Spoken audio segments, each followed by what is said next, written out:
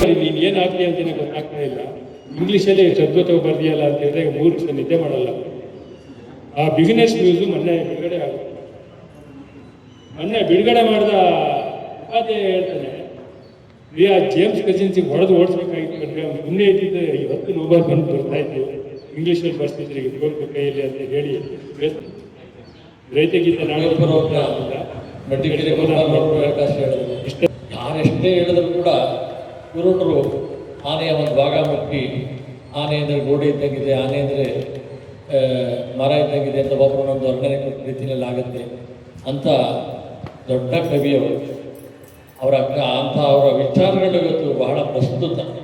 ಅದರಲ್ಲೂ ಇವತ್ತು ಯಾವ ಮೌಢ್ಯವನ್ನು ಈ ಸಮಾಜದಿಂದ ತೊಡೆದಾಕಬೇಕು, ಯಾವ ಕತ್ತಲೆಯಿಂದ ಬೆಳಕಕ್ಕೆ ತರಬೇಕು ಅಂತ ಅನೇಕ ಮಹನೀಯರು ಸಾವಿರಾರು ವರ್ಷಗಳಿಂದ ಮಧ್ಯೆ ಹುಡ್ತಾ ಇರ್ತಾರೆ, ಹುಟ್ಟಿ ಸಮಾಜಕ್ಕೆ ಬೆಳಕನ್ನು ಕೊಡ್ತಾ ಇರ್ತಾರೆ.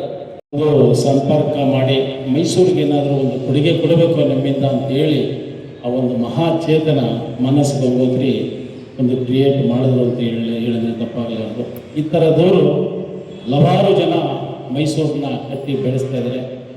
ಮೈಸೂರಂಥ ನಗರ ನಮ್ಮ ಕರ್ನಾಟಕದಲ್ಲಿ ಯಾವ ಊರೂ ಇಲ್ಲ. ಮೈಸೂರಂಥ ನಗರ ಬೇರೆ ಊರಲ್ಲೂ ಇಲ್ಲ. ಇಲ್ಲಿನ ವಾತಾವರಣ, ಗಾಳಿ, ಬೆಳಕು, ಒಳ್ಳೆಯ ಜನ, ಒಳ್ಳೆಯ ಸಂಸ್ಕಾರ, ಸಂಸ್ಕೃತಿ, ಈ ಥರ ಅರಮನೆಗಳ ನಗರ.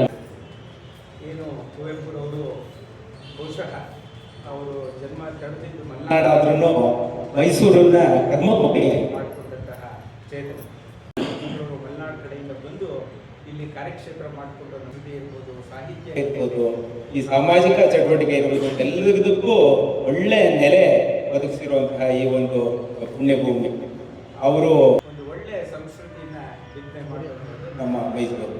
ಯಾಕಂದರೆ ಏನು ರಾಷ್ಟ್ರದಲ್ಲಿ ನಮ್ಮ ರವೀಂದ್ರನಾಥ್ ಟಾಗೋರ್ ಅವರು ಅಂತಹ ಒಂದು ರಾಷ್ಟ್ರಗೀತೆ ಕೊಟ್ಟಂಥವ್ರು.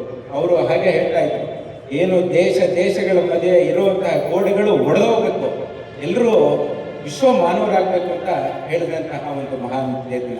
ಹಾಗೆ ಇಲ್ಲಿ ನಮ್ಮ ಕುವೆಂಪುನವರು ಎಲ್ಲ ಸರ್ವ ಜನಾಂಗದ ಕ್ರಾಂತಿಯ ತೋಟ ಹಾಕಬೇಕು ಅಂತ ಹೇಳಿ ಒಂದು ಒಳ್ಳೆಯ ವಿಶ್ವ ಒಂದು ಕಲ್ಪನೆ ಇದ್ದಂತಹದ್ದವರು. ಅವರು ವಿಶ್ವ ಮಾನವರಾಗಬೇಕು ಅಂತ ಹೇಳಿದಂತಹ ಒಂದು ಸಂದೇಶ ಇವತ್ತಿಗೂ ನಾವೆಲ್ಲ ಮನನ ಮಾಡ್ತಾ ಇರ್ತೀವಿ. ನಾವು ನಿಜ ಸತ್ಯವಾದ ಮಾತು ಅಂತಹದನ್ನೆಲ್ಲ ಇಲ್ಲಿ ನಮ್ಮ ಮೈಸೂರಿನಲ್ಲಿ ಆ ಸಂದೇಶ ಕೊಟ್ಟಂತಹ ಮಹಾನ್ ಚೇತನ